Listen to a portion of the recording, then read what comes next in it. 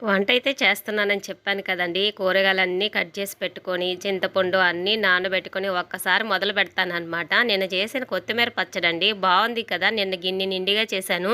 అది మిగిలిందనమాట. అంత ఇష్టంగా తిన్నారని అర్థం అండి. కొంచెం మిగిలిందంటేను. ఇంక నేనైతే అన్నం అయితే చేసేసాననమాట ముందే. ఎందుకంటే సాంబార్ ఎలాగో వేడిగా ఉంటుంది కాబట్టి కొంచెం చల్లగైనా పర్లేదని చెప్పి అన్నం చేసి పక్కన పెట్టేసి, ఇంకా ఉల్లగడ్డ తాలింపు కోసమైతే ఒక పొయ్యి మీదయితే పెట్టేశాను. ఇంకా సాంబార్ కోసమైతే పప్పయితే ఉడికిచ్చేసానండి ఆల్రెడీ. ఇంక నేను కూరగాయ ముక్కలు వేస్తుంటే అవి కాస్త జారి పడిపోతూ ఉన్నాయి. ఇంక బాండల సంగతికొస్తే ఇవి ఇలాగే ఉంటాయండి. వండి వండి ఉంటాం కదా!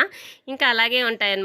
వాటినైతే పట్టించుకోగాకండి. ఇంక నేనైతే పొయ్యి మీద పెట్టేసి, ఇంక ఈ చింతపండు గుజ్జు కూడా ఈ కందిపప్పు మెదిపేసి దాంట్లో వేసేసి, ఈ ముక్కలన్నీ వేసేసి ఒకేసారి పెట్టేస్తాననమాట. అప్పుడు వెంటనే అయిపోయిద్దండి కూరైతే మటుకు.